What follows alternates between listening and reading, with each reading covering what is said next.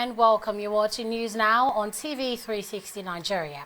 The trial of Justice Walter Onowen at the Code of Conduct Tribunal has finally come to an end, with the former Chief Justice of Nigeria convicted for breaking the Code of Conduct for public officials. Onowen had been on trial since January on 6-count charges bordering on forced declaration of assets. Giving judgments on the case, Chairman of the Tribunal, Danladi Umar, held that Onowen will be removed from office as the Chief Justice of Nigeria and Chairman of the Code of Conduct Bureau, CCB. The Tribunal also banned him from holding any public office for the next 10 years, while also directing that all monies in the accounts which Onowen failed to declare should be forfeited to the federal government. Meanwhile, Onowen, through his counsel, has rejected the ruling, saying it is unconstitutional.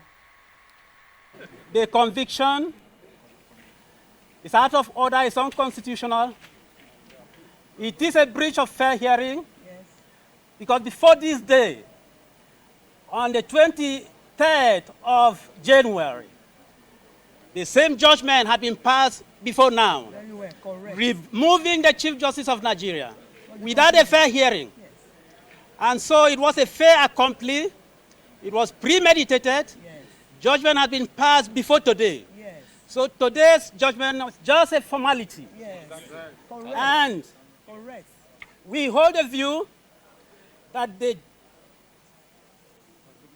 tribunal has not only breached the Constitution of Nigeria, it has breached the fundamental principles of natural justice, equity, and good conscience. It has not only been able to pass judgment, it has convicted for an offense that was never charged. It's a sad day in our nation's democracy, and we know that all is not over with this matter. The judgment has been given, and we are okay with the judgment. President Muhammadu Buhari has signed the Minimum Wage Repeal and Reenactment Act for 2019, making it compulsory for all employers across the country to pay workers a minimum of 30,000 naira. The development was confirmed by the Senior Special Assistant to the President on National Assembly Matters, Senator Ita Enang in Abuja. Enang, however, noted that the act excludes persons employing less than 25 workers or persons in other kinds of regulated employment. He further explained that the act gives workers the right to sue an employer to recover the balance or authorize the Minister of Labour to take action against such an employer in the event of a refusal to pay the stipulated wage. The previous minimum wage in Nigeria was 18,000 naira, which came into effect in 2010 during the then administration of President Goodluck Jonathan. His Excellency President Muhammadu Buhari has assented to the Minimum Wage Repeal and Reenactment Act 2019. This makes it compulsory for all employers of labor in Nigeria to pay to their workers the sum of 30,000 naira. And this excludes persons who are employing less than 25 workers, persons who work in a ship which sail out of jurisdiction, and other persons who are in other kinds of regulated employment, employment which are accepted by the Act. Now, it also gives the workers the right, if you are compelled by any circumstance, to accept salary that is less than 30,000, for you to sue your employer to recover the balance, and authorizes the Minister of Labour and any person nominated by the Minister of Labour or any person designated by the Minister of Labour in any ministry, department, or agency to, on your behalf, take action in your name against such employer to recover what the balance of your wages. It also ensures and mandates the National Salaries, Incomes and Wages Commission and the Minister of Labour to be the chief and principal enforcers of the provisions of this law. Let's now cross over to the Federal High Court in Lagos, which has granted bail to dismissed Federal High Court Judge Justice Rita Ofili Ajimogobia. The court granted Ofili Ajimogobia bail in the tune of 10 million naira with one surety in like sum. The surety must have a landed property in Lagos and must not also be below grade level 16 in the federal or state civil service. The court also ordered the dismissed judge to deposit her passport to the court, stressing that if she fails to meet the conditions of her bail within 10 days, it will be revoked. Ofili Ajimogobia was arraigned by the EFCC on corruption charges perpetrated before her dismissal. The case has now been adjourned to May 15 for trial. A Federal High Court in Lagos has ordered that the passport of Paul Usoro, president of the Nigerian Bar Association, be given to him to enable him travel freely abroad for his foreign engagement. The directive is in response to a request filed by Usoro's lawyer, Wole Olanipekun. Ruling on the matter, Justice Rowan Aikawa held that Usoro must inform the EFCC whenever he would want to leave the country. Olanipekun also assured the court that in case of any clash between the trial date and Usoro's travel date, the trial date will take prevalence. Usoro is also being tried by the Economic and Financial Crimes Commission over an alleged diversion of 1.4 billion naira belonging to Akwa Ibom State. He has repeatedly denied any wrongdoing, and the case has been adjourned to May 10 for further hearing. Troops deployed in Operation Shandaji in Zamfara State have arrested the vice chairman of Anka local government area, Yahuza Wuya. A statement by the acting force information officer of the operation, Major Clement Abaide, disclosed that Wuya was arrested over alleged conspiracy with armed bandits in communities in Zamfara. Major Abaide said the vice chairman allegedly aided the release of a notorious gun runner, Sani Yaro, from Gusau prison in the state capital.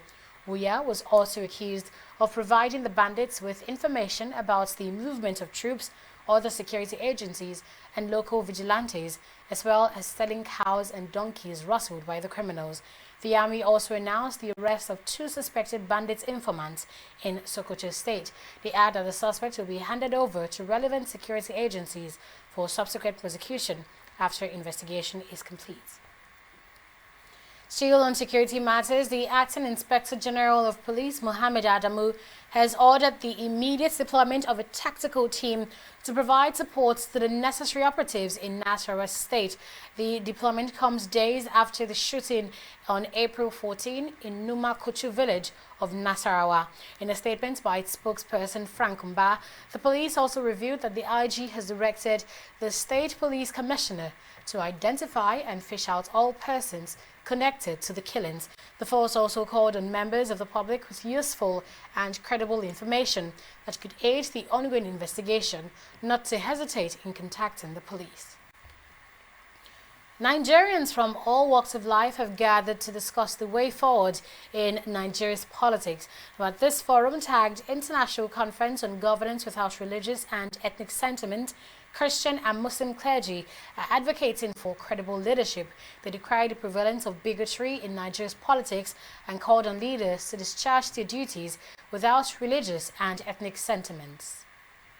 I've worked across Nigeria for the last 14 years with various non-governmental organizations, primarily in rural parts of the country with a focus on increasing access to quality healthcare, education, and development projects in other sectors, and have seen firsthand the devastating impact of poor governance.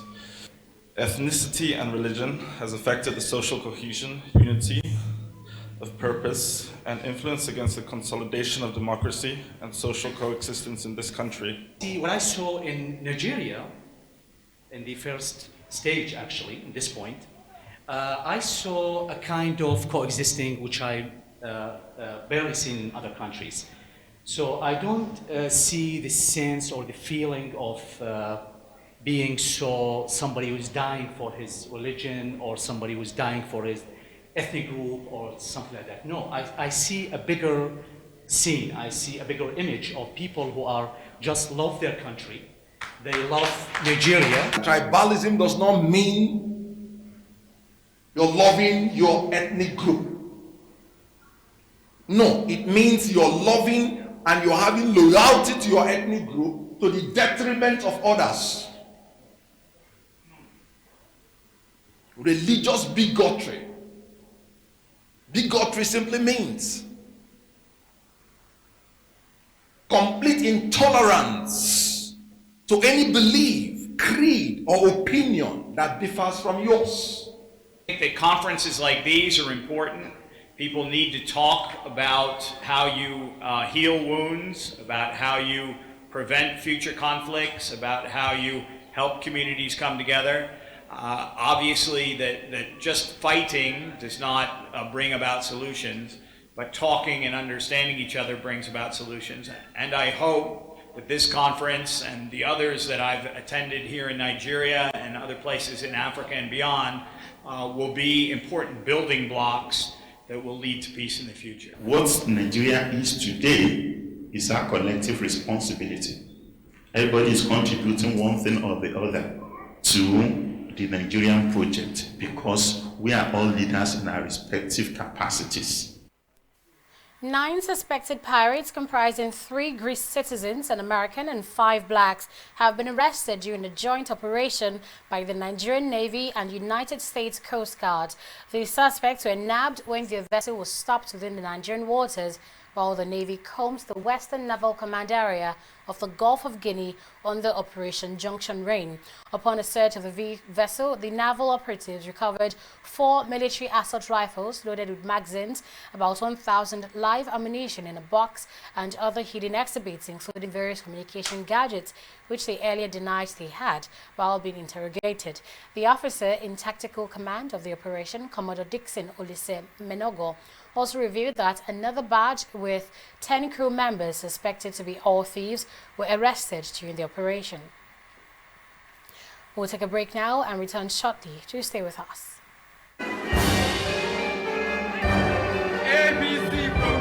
House the crash launch was being rescued alive from the the rubble launching effect.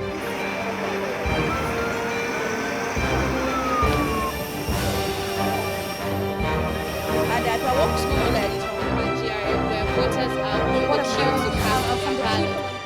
That election was built and Nigerians are reacting. For area of Lagos, as early Some minutes say the incident has been managed. This morning.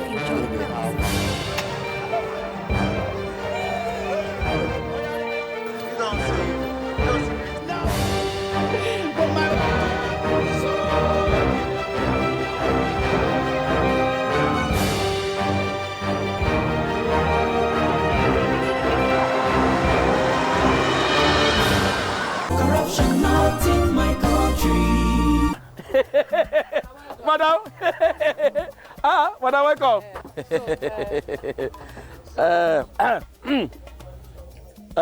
Okay, madam, no worry.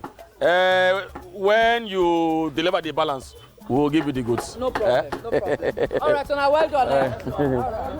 Thank you. Hey, Oga, I still say she don't bring money. Maybe we'll use this one for her now. She wants mahogany, not white wood. Oga, our work now to join wood together, deliver whatever to customer. Put the remaining profit for pocket. Abba, this is corruption, not in my country. Corruption not in my country. Stop corruption now.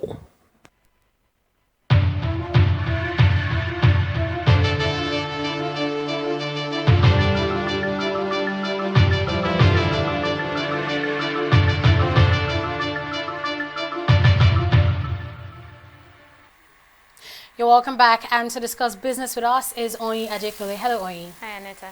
Now, despite Nigeria's rising debt profile, we see that at the recently held FEC meeting, the government is borrowing some more. But what for this time? Well, the federal government is set to take fresh external loans summing up to $247.3 million for the development of infrastructure across the country.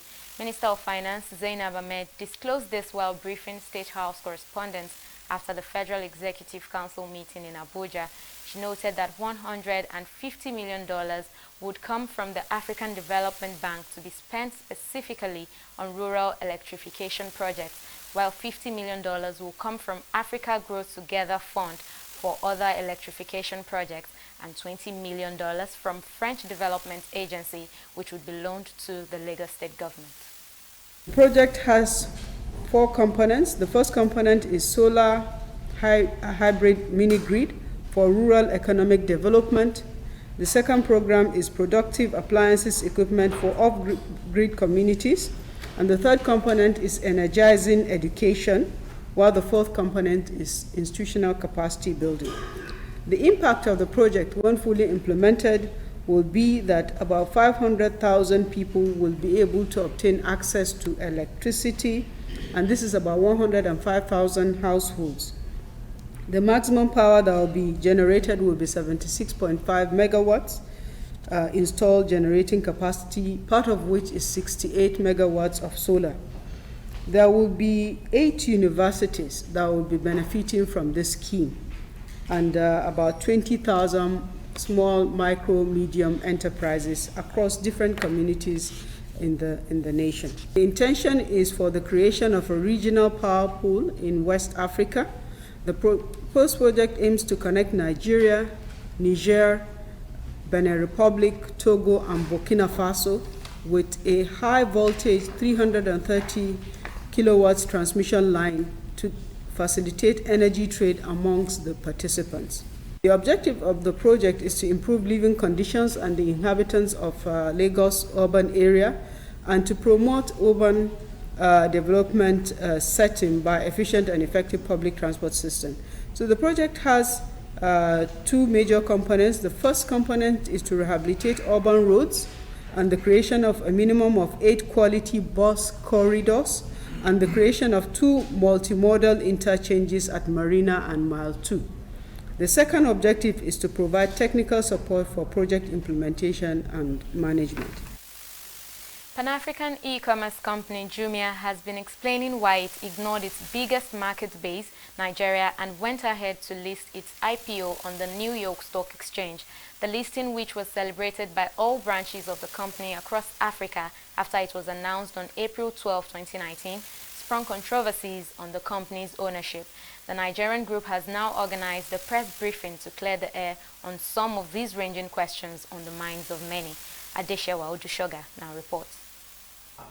After its landmark achievement of listing on the New York Stock Exchange, Jumia has been left to answer why it chose the London stock market above the Nigerian Stock Exchange.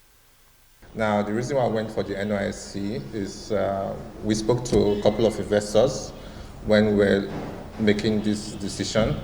And the second reason is that the NYSE is the largest stock exchange in the world. There are a lot of big technology players there, including Amazon, Google, and investors are quite familiar with the e-commerce business. So for these reasons, and the reasons include that also improves the perception of the company to allow us to acquire new customers, new vendors, is the reasons why it was a logical reason to go to NYSE. Incorporated in Germany with its headquarters in Dubai and its technology center in Portugal, the African status of this e-commerce company has severely come under question, with many now wondering if this feat should be celebrated as an achievement of an African startup. Jumia is an African company. Our consumers are Africans. Our vendors are largely Africans. Although our co-founders are French, but the effort and everything we do is majorly for Africans. In every local country, the management and staff are Africans. So it's, every impact we are trying to create is in the African ecosystem, right? It is not in Asia, it is not in America, it is not anywhere but in Africa. It is very, very African. You can see us here. We are pretty much the top management of in Jumia. Our CEO, who is Juliet, she's African. We are all African. We drive the key business areas of the company, and so it is in every other country. Jumia also explains how its IPO listing on the New York Stock Exchange will open more opportunities for African tech startups and companies, as well as contribute positively to the economy. There's an example of a business that was trending on social media about how a small business started selling on Jumia with 50,000 naira, and 5 years, or it's actually 5 years after, they are looking, they are selling 5 million naira worth of items every month. And this is just one of the examples. So there are lots more, but if you put this into consideration, you see that what Jumia has to offer is not limited, but it is massive. The opportunities are massive. We can reach out to larger audiences, and there are lots of businesses that want to access this type of platform, and that's why Jumia is here. Jumia currently operates actively in 14 African countries, with more than 81,000 active sellers, transacting online businesses with millions of consumers. The e-commerce company says it has employed over 5,000 African team members, with the larger percentage from Nigeria. Adeshawa Dushoga, TV360, Nigeria. Oil markets fell on Thursday despite a surprise decline in U.S. inventories, but the price drops were impacted by an unanticipated reduction in gasoline stocks and ongoing OPEC-led supply cuts. Brent crude futures were at $71.43 a barrel, down 19 cents from the last close and further away from Wednesday's 5-month high of $72.27 a barrel, while U.S. crude futures were at $63.62 per barrel, down 14 cents. While the U.S.-China trade war has rumbled on, prices have been supported this year by an agreement reached by the Organization of the Petroleum Exporting Countries, OPEC, and allies, including Russia, to limit their oil output by 1.2 million barrels per day. Stock market review is up next right after this break. Please stay tuned.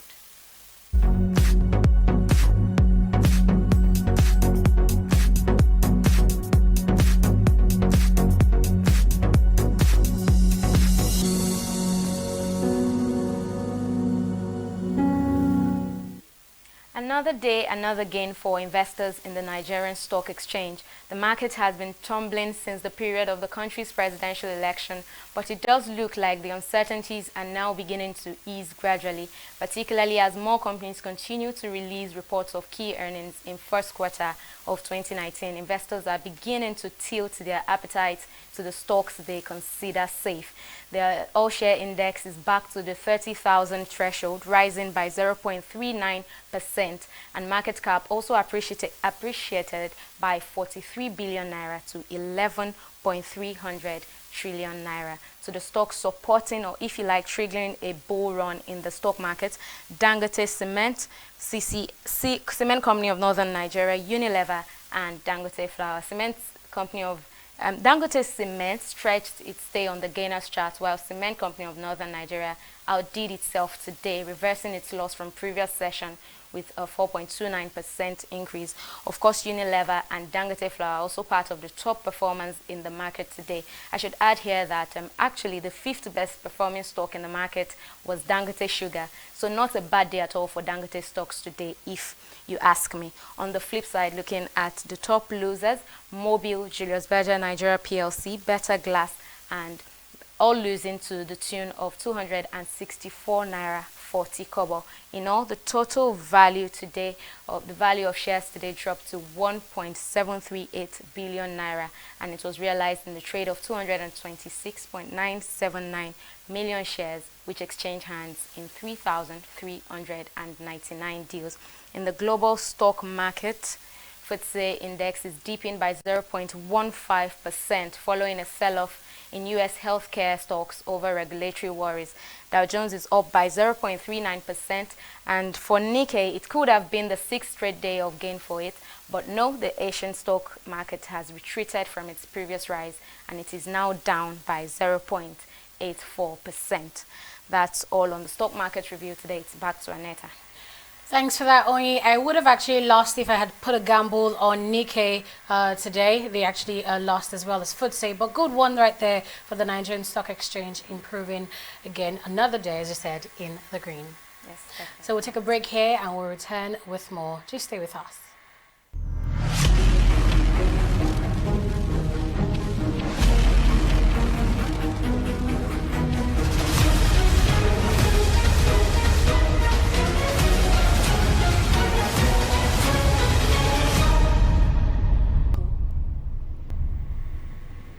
The World Health Organization says the number of people killed in 2 weeks of clashes in the Libyan capital, Tripoli, has risen to more than 200. According to the international health body, most of the dead were fighters, but 18 civilians have also died. Thousands have been forced to flee their homes in areas close to the front lines in the southern suburbs. The fighting began when forces loyal to the military strongman General Khalifa Haftar launched an attempt to capture the city. It's been defended by militias closely aligned with the UN-backed government, which is based in Tripoli. Sad news here. The Portuguese island of Madeira on Thursday began 3 days of mourning after 29 German tourists died when their bus spun off the road and tumbled down a slope before crashing into a house. Drone footage of the aftermath of the accident near the town of Canico showed the badly mangled wreckage resting precariously on its side against a building on a hillside, with the vehicle's roof partially crushed and front windows smashed. Rescue workers attended to injured passengers. Among the undergrowth of the bus came to a halt. 11 men and 18 women were among the victims, and all of them were German. Now, they were among the more than 1 million tourists who visit the Atlantic islands off the coast of Morocco each year, attracted by its subtropical climate and rugged volcanic terrain. And in sports, Lagos State Governor Akinwumi Ambode has been presented the UEFA Champions League trophy at the State Government House in Alausa, Ikeja. The governor received the trophy alongside its ambassador and former captain of Barcelona FC of Spain, Charles Puyol. Puyol, a three-time Champions League winner, is presently in Nigeria on a 3-day visit to lead the UEFA Champions League tour, connecting with consumers and lovers of football. Our correspondent has the details. Europe's elite club football competition, the UEFA Champions League, is not a global showpiece, but it is popular all over the world, especially in Nigeria. In a bid to recognize the efforts of their fans and stakeholders, UEFA is organizing a tour of the trophy, and the next stop is Lagos, the nation's commercial capital. Leading the tour is a former captain of Barcelona of Spain, Carlos Puyol, accompanied by former Nigerian international Austin J.J. Okocha. They are in Nigeria on a 3-day visit to bring the tournament closer to the fans. Governor Akinwumi Ambode of Lagos State, who was represented by the chairman of Lagos State Sports Commission, Kweku Tando, expresses his delight at the visit. I can tell you that His Excellency is pleased that NA Kings and NBL have organized this trophy tour to come to Lagos, most especially because His Excellency is someone that has always thrived and delved and worked and focused on the synergy between sports, entertainment, tourism, and so on. And we can see the effects of all that he's been doing in that regard in terms of sports, entertainment, and tourism in Lagos State. In their reaction, the organizer of the tour, Nigeria Breweries PLC, also commends the governor for his well-thought-out policies and projects in all sectors of the state. This visit is a great opportunity for the management team of Nigerian Breweries to appreciate Your Excellency on the success that you have recorded on the past 4 years in administering the state. It is a testament to the fact that well-thought policies yield great exploits, as has been witnessed in security, in transportation, in health, in welfare sectors in the Lagos state, particularly in the continuous construction of impactful infrastructure, as well as your focus and dynamic leadership in the state. While wishing the team a successful tour in Nigeria, Ambode says the state government will be glad to receive the trophy back in the state in the nearest future. The UEFA Champions League is an annual club football competition contested by top division football clubs in Europe. It is one of the most prestigious tournaments in the world and the most prestigious club competition in European football. Adeshawa Dushoga, TV360, Nigeria. And that's been the World Update on News Now on TV360 Nigeria. Thanks for watching and bye for now.